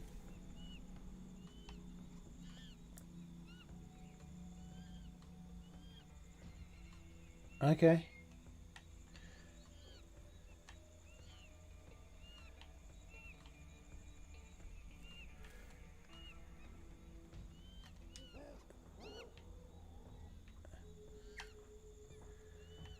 No, I'm quite happy to just spend this whole game being some kind of chimp. Right, someone over there.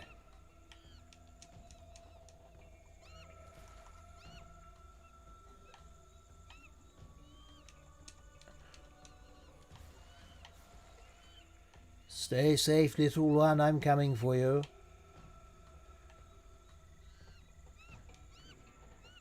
Is that a compass at the bottom here? Okay, hearing B. Is that him there? Must be.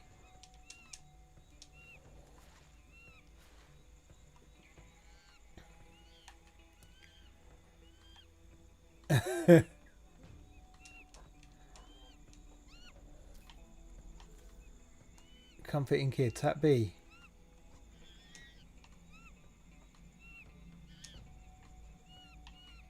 What kid? Let me get into the bigger screen so I can see what I'm doing. Right, okay. Tap B. Oh, that's B.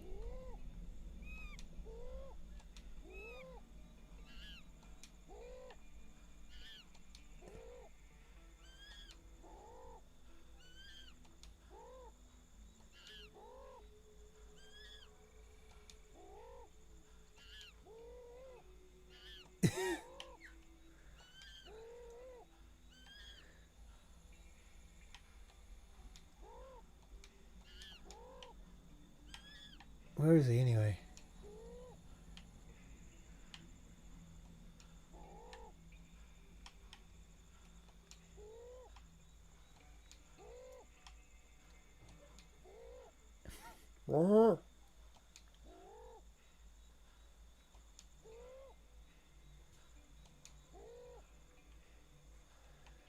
Where's this bloody kid?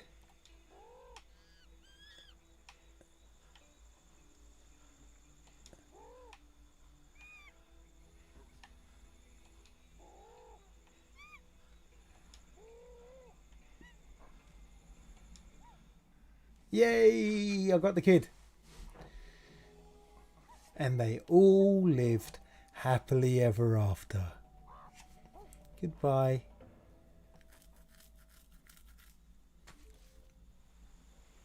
Join your clan in your settlement. Ah, they have a settlement. Where are they then? Ah, I got the kid. Okay. I've grown a neuron.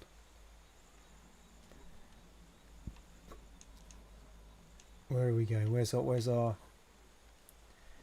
Which way is this? Use my intelligence or something.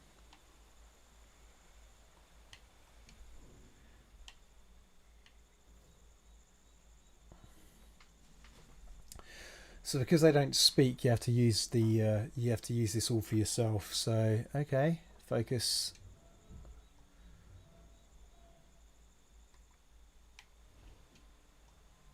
There's the see this again, intelligence. There we go. What we got over here? You got the toilets. There we go. There we go, ladies and gents, and of course the leaves for wiping. I'm beginning to know my way around this forest. Okay, let's go this way. Oh, I've grown another neuron.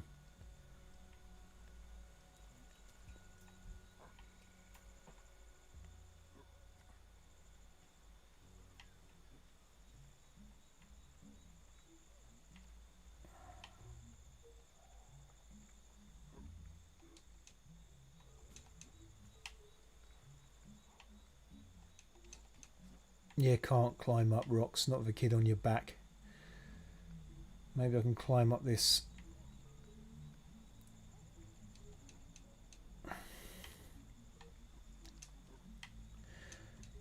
There's going to be a point where I get really relaxed, and that's when the predator's going to strike, isn't it? There we go. Quite chilled this game, he says, after being terrified. No one lives happily ever after. They do if they're in a drug-induced state. Okay, oh, it's the moon. Hello, moon.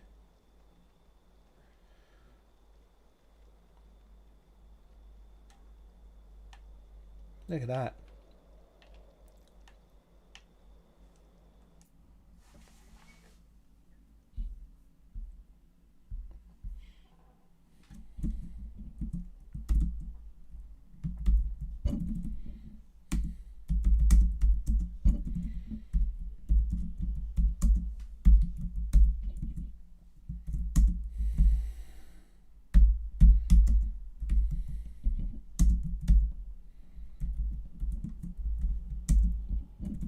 Back to the haiku, the non-syllabic haiku.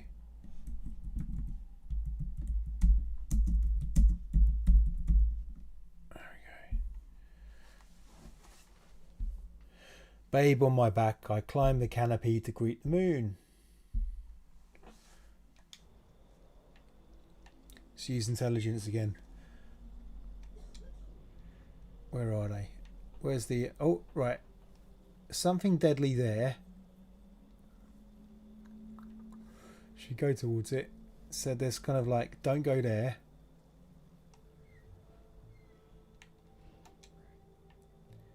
Wait a minute, mate. Okay. What about this one here?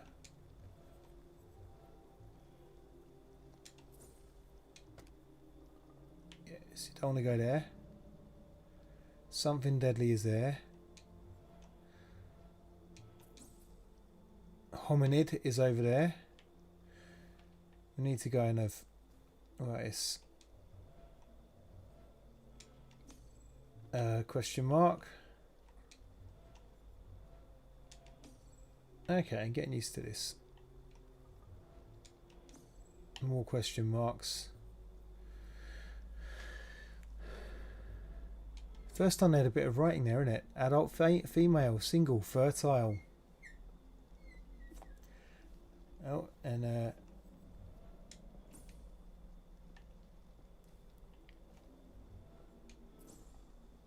current clan settlement. There we go. Let's go. That's where we're going.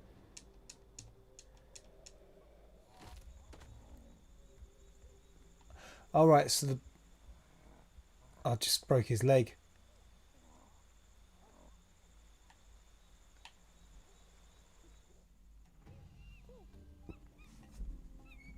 They're all happy.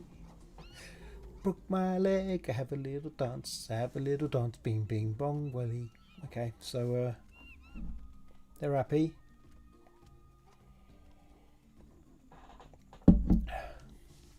My man's injured. Oh.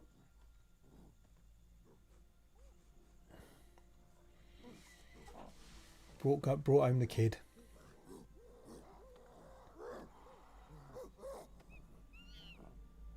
Having a bit of a domestic.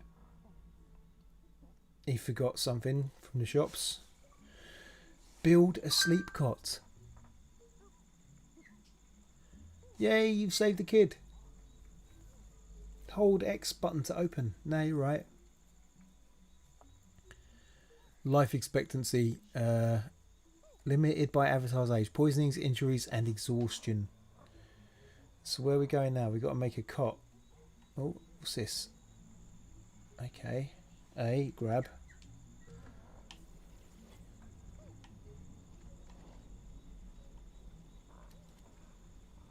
Deadly things still up there. Inspect. Yep. Avatar's vitality. Life expectancy, stamina. Granite rock. How the hell do I make a cot? It's just told me to make a cot. Use intelligence. Drop. Drop the rock. You don't need a rock to make a cot, do you?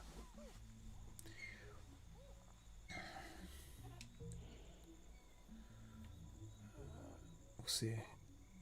Oh.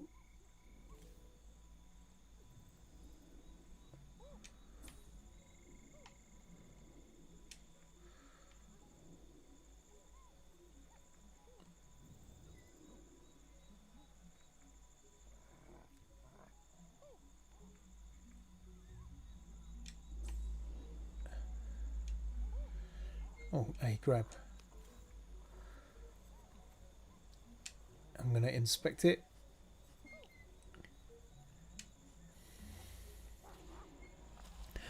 What have I got? What have I got? Natal grot. That's something I'm going to make a cot with, isn't it? Okay, what do I do with it?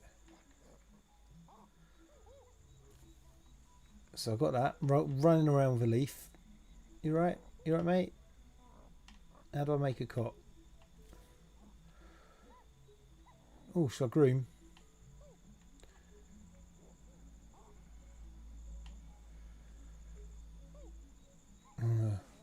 Not sure if I want to get involved in all that right away, to tell the truth. Analyse. Nook, elder, female, single. Good old Nook. Right, it seems to be doing something there. Give. Do you want a branch?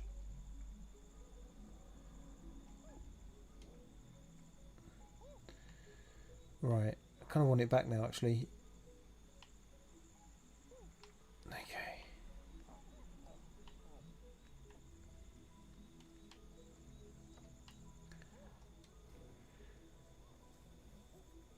What is that?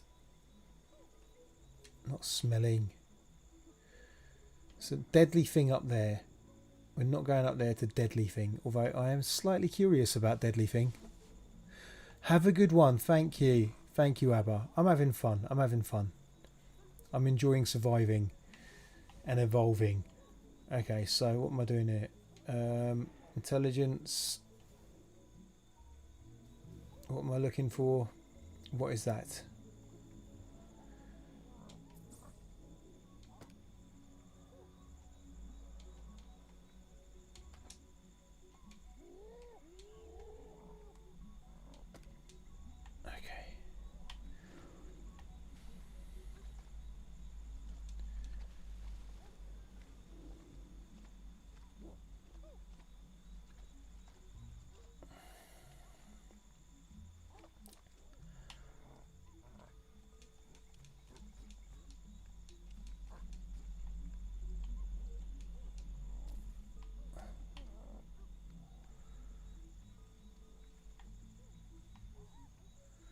I have no idea what I'm doing here.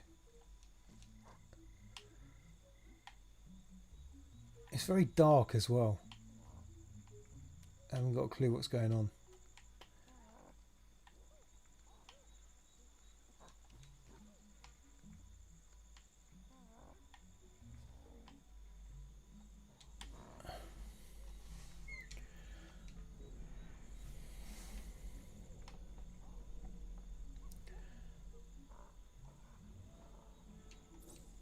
Oh, natal grass. There we go. Looks like something I'm meant to be. AKA grab.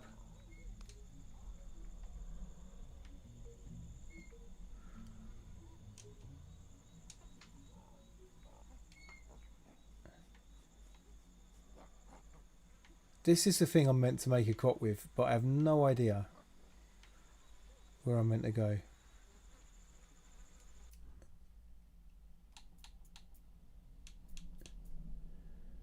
Okay, yep. What does this one do?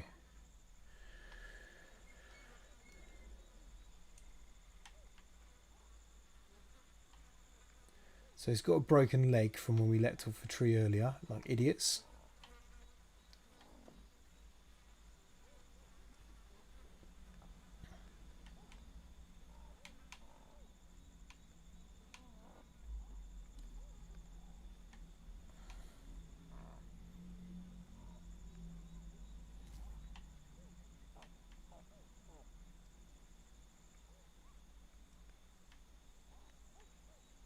That thing's telling me I've got a broken bone. Whee, that was lucky. Was I about to fall to my death? Yes, I was. Thank you, game designers, for putting that branch there. I'm pretty far from my tribe now, aren't I?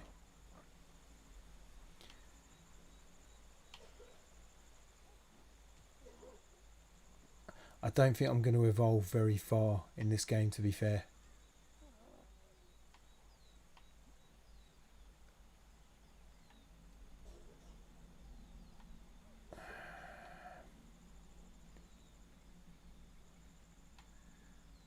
Down, down, down, down, down, down. What's that? What's that? What's that? Down, down this branch.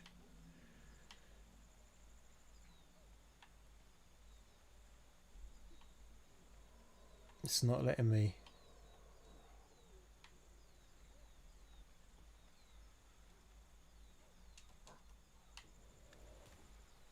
I thought I was going to die again.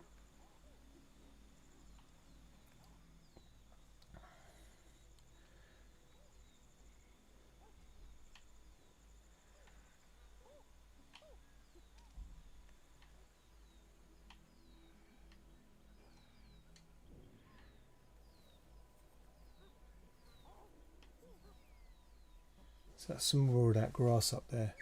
I'm guessing that's the stuff I make the cot with, but I have no idea what I do after that.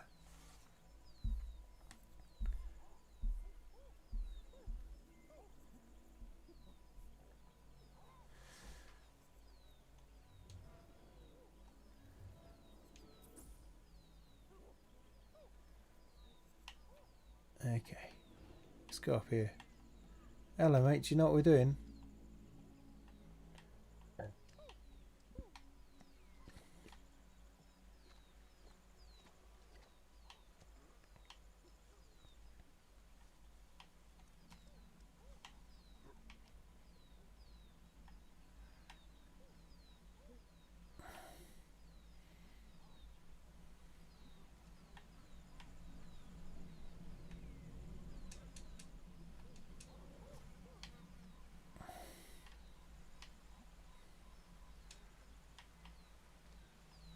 I'm meant to do it here. This game is not helping me at all. Okay, come on, what's going on here? Oh, that's the thing that I've already looked at. I have no idea what I meant to do. Should I say hello to this young'un? Or this old'un even? Excuse me mate, what am I... Oh, butterflies. What am I meant to do with this? Can you tell me? I've noticed that no one's doing anything. I seem to be very busy doing a lot of jobs and everyone else is just sitting around watching the waves, not really caring about starting off the Anthropocene epoch, not really concerned with having ancestors that will subdue the planet and wipe out life and possibly destroy it. Hey, no one wants a piece of that for some reason. Right mate. How you doing? What can we do? Analyze. Let's say hello to little one. Hello mate. Can you tell me what I'm meant to be doing? Alright, okay.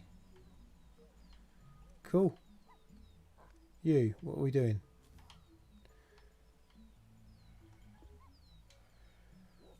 Coupled with more. Who's more? If she's coupled with more, does that mean she likes to Roger Moore?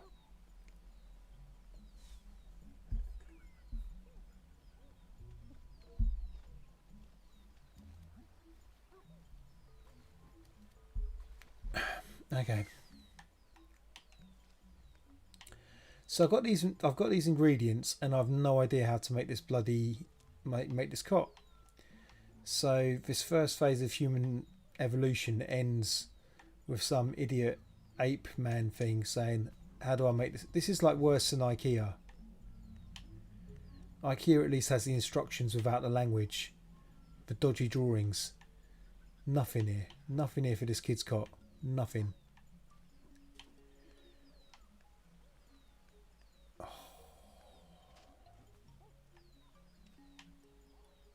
See, normally if I wasn't streaming, I'd just go on IGN or something and just look. How'd you make the bloody cot? Make it like this. Oh, cheers.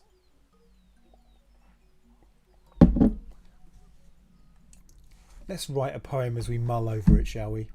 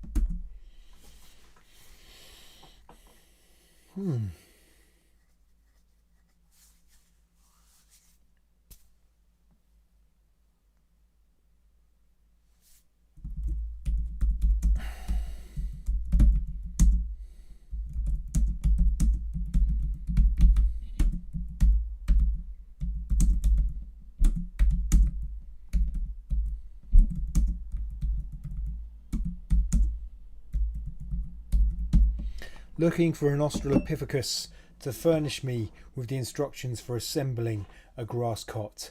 Death becomes ever so appealing amidst this ripe green tedium. Options. Controls. Emotions, concentration, that's the triggers. Handling, alteration, crafting. Handling, alteration, crafting. Skip. I don't want to skip movement, pause, objectives. Right. Pardon me for belching. I'm hitting the objectives button.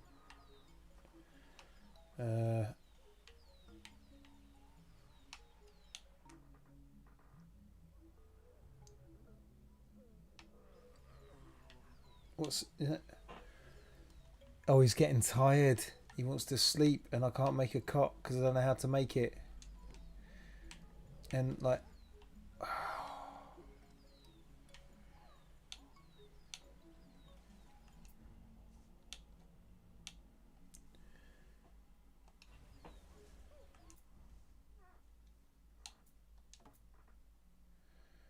Controls.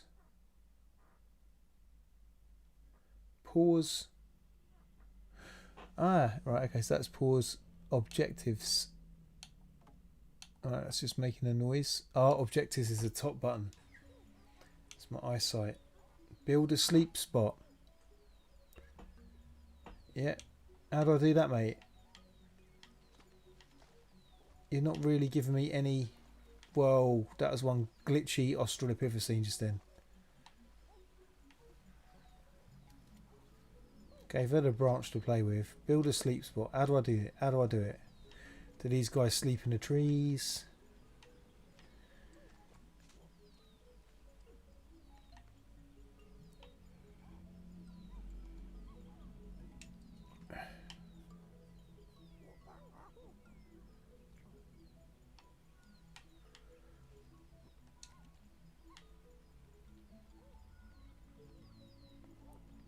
Bonjour, je m'appelle le stupidest monkey dans la forest. How do I build a sleep spot?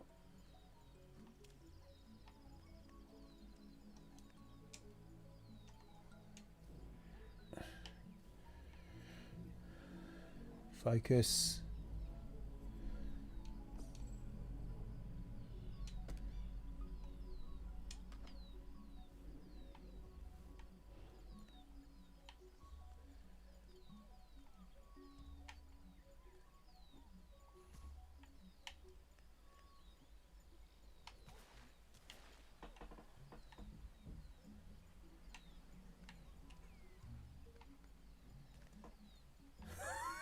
Game's doing my nutting.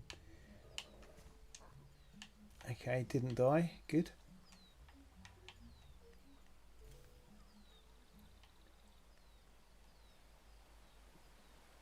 Oh, now I've got some dopamine monitor. I'm totally lost now. Right.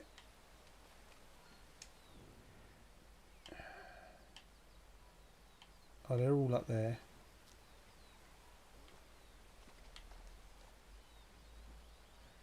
Back up the tree, back up the tree.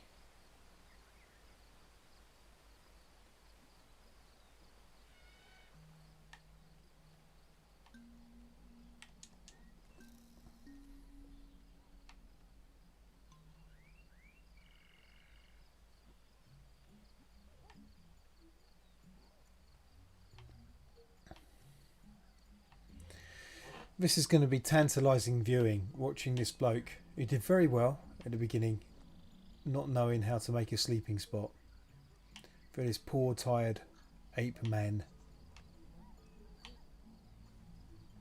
Oh, maybe I'll go into a cave or something. Oh. Alright, okay. I've forgotten an item. I don't even know what it was.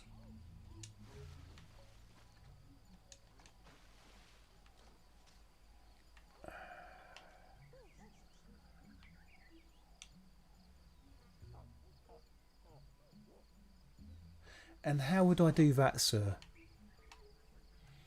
I realise it's an objective, and I've realised that I've set up super dummy tutorial mode. But seriously, mate, what? This is the kind of thing when people go, yes, this game, it doesn't hold you by the hand, it doesn't lead you, it doesn't treat you like a child. You must work it all out, like some mature, intelligent gamer. I'm not a mature, intelligent gamer. Just thought I'd be having some monkey fun.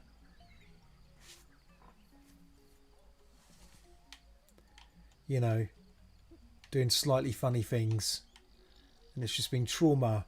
This is more traumatizing than the child hallucinating hyena faces in a dark forest full of predators. This is make a bed. I'm not going to tell you how to do it. Yeah, this is...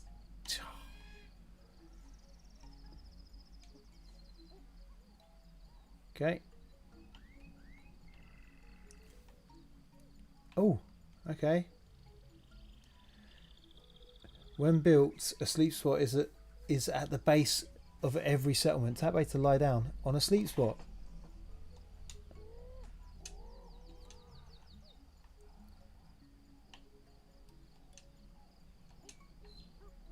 Where is it then? Sleep spot.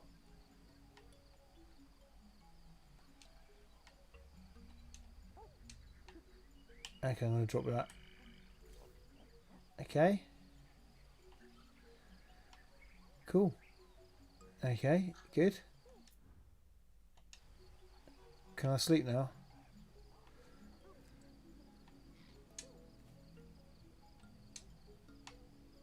Have I picked it up again? This is a sleep spot, isn't it? So can I... Yes, lie down.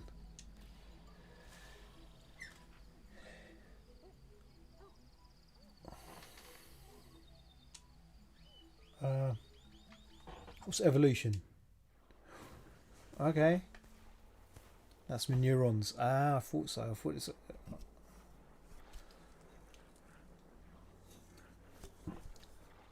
Okay. Assign neuronal energy to connect neurons and develop your lineage's capacities. Grow the neurons you want when they're mature enough to receive energy. Neuronal energy is accumulated by doing actions when kids are around. A neuron will lose its energy at the passing of a generation if it hasn't been locked by a reinforcement. All these instructions. Oh, I'll do that. Forgotten everything. They're all gonna die. This is a really smart, intelligent, strategic, thinking person's game. Not one of them. Okay. Dismiss. So what do I do? Generation. Reinforce the lineage's new capacity you prefer by passing your generations. Reinforce a neuron to lock it to the next generation. Determines the number of reinforcements. Oh, the number of kids, right. So basically I should be making friends with these single lady Australopithecines. Determines the number of reinforcements. Non-reinforced neurons will still exist but will lose their neuronal energy. Neurons brought by genetic mutations won't need to be reinforced. Passing a generation means a 15 years jump in time. Okay.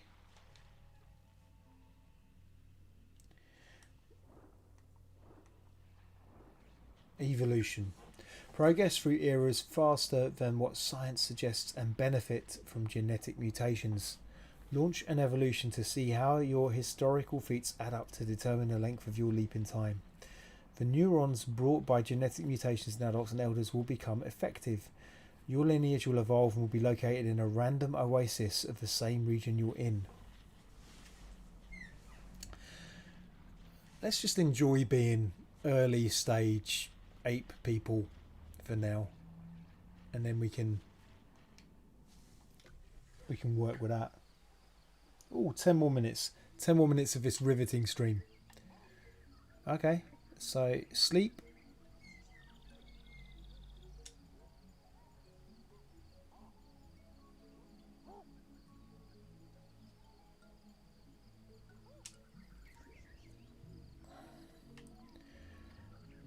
Drop child. I can't drop the bloody child. Everything we've been through. Okay, what's next? What's next?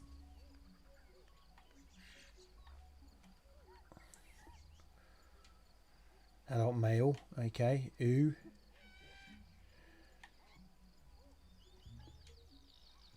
Look. Groom. She's like, get off. Communication. Let's do it again. Oh, doesn't want it, doesn't want it. Am I like a low ranking? Yeah, male. Let's just groom him anyway, you know.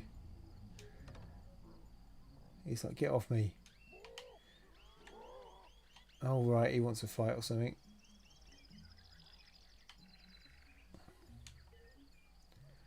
Build a sleep spot. Oh, okay, right, so we grab some of these. I used someone else's, didn't I? One.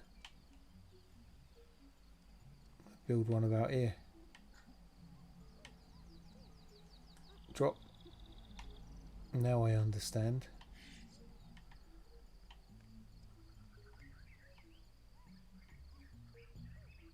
Grab.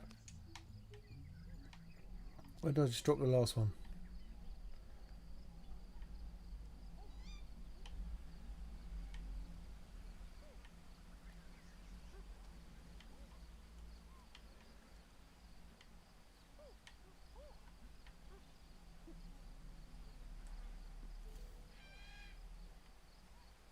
Okay. Good.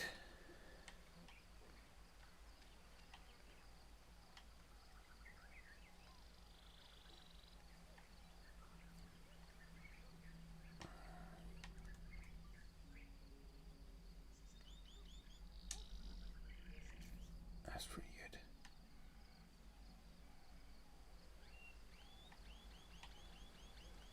I'm going to grab some more of them leaves.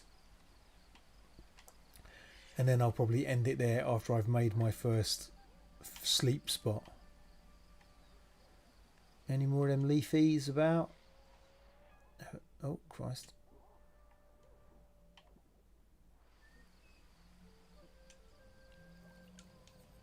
Have some water.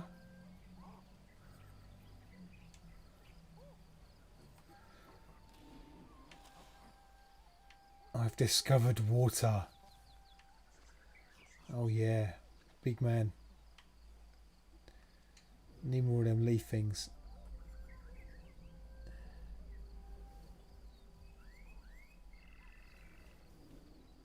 Oh, what's going on here? Looks like something wants to eat us.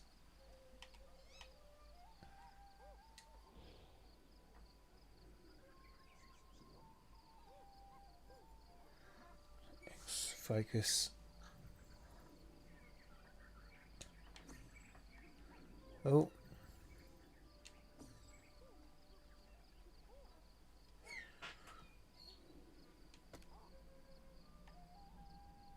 It looks like something. Let's just go. Have a little look. Nothing. This must be so riveting to watch right now. Me looking for leaves. There was some more up here, I remember.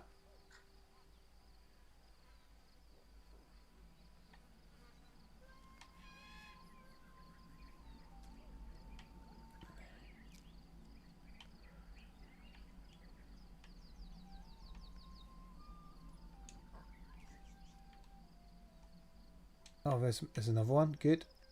Got it. Okay. Back down.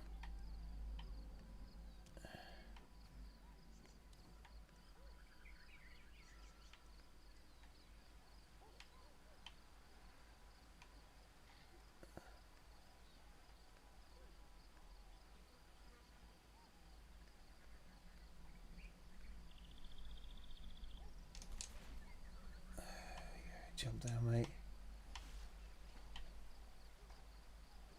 Okay, back to this bit. Can I just cheat and grab someone else's branches and just make my own little pile there?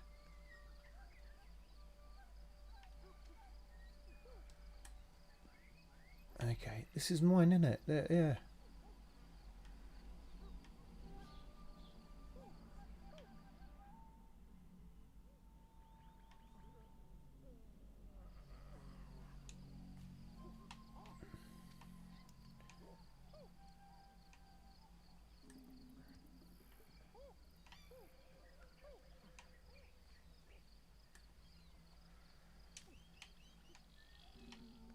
I'm making my own bed with someone else's bed. This is the birth of capitalism.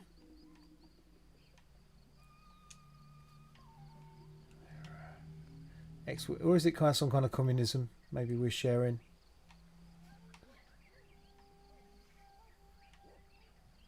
Is that all of them? No, I'm not gonna lie down. I'm making my own one, mate. I'm making my own one. This is going to take forever.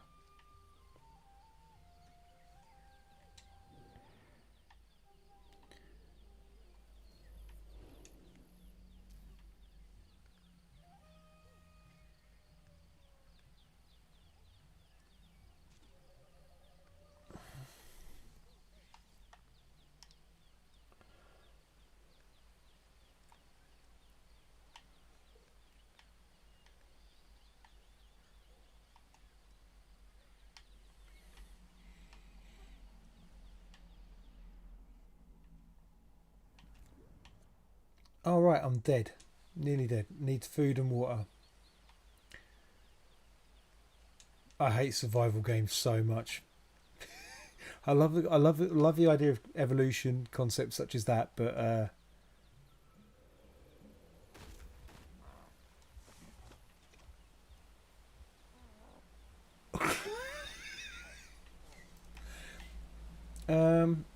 so I'm injured. Find something with healing properties. All right, like what?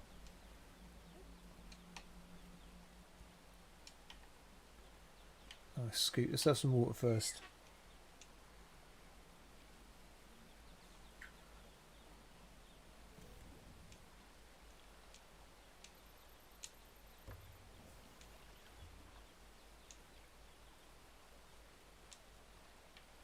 Right. Now. Something with healing properties.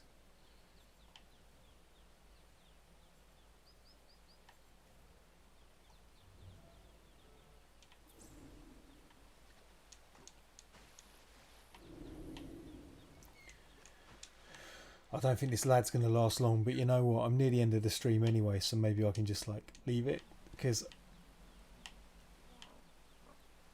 Oh, there we go. Up we go. Up we go. Anything I can eat here?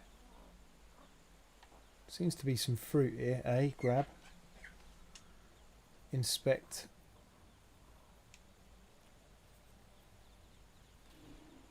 Yep, eat it. Eat it, mate. Eat it.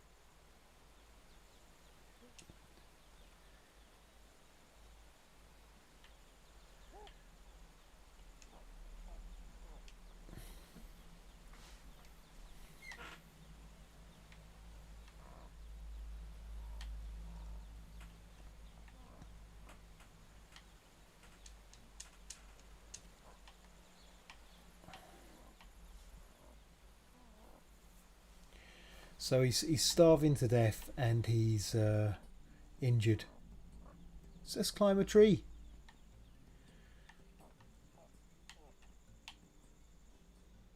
I saw a great cartoon. Oh, this poor lad's gonna die. He's gonna pass out or something. Right, up we go.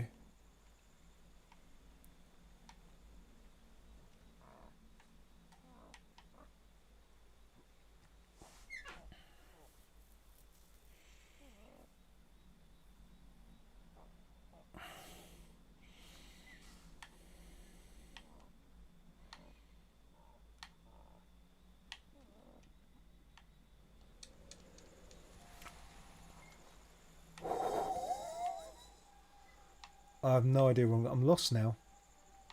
Walking around with some stupid fruit.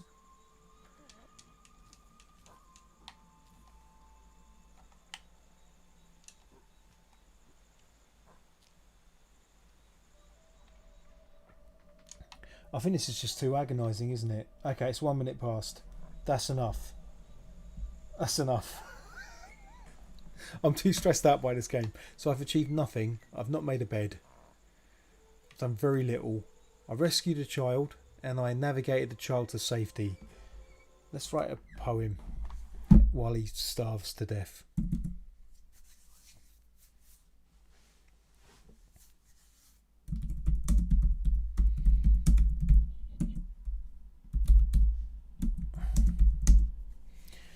The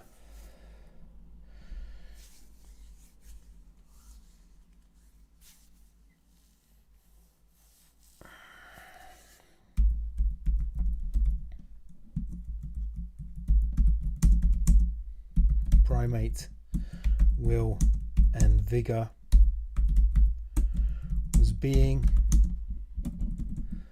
was not held within the matrix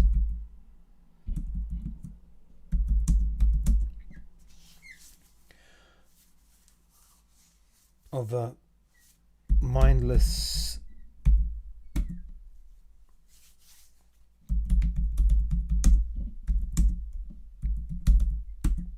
but was instead being controlled by failed 21st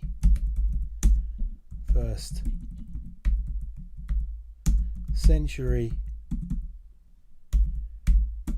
poet.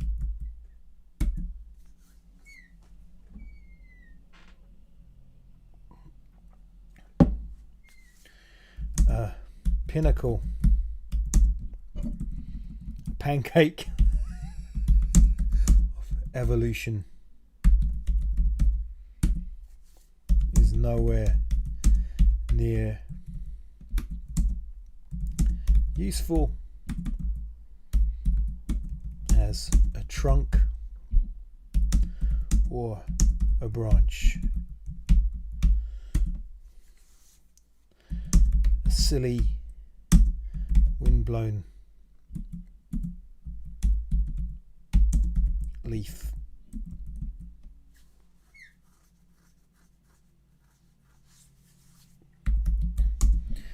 is nearest to the sun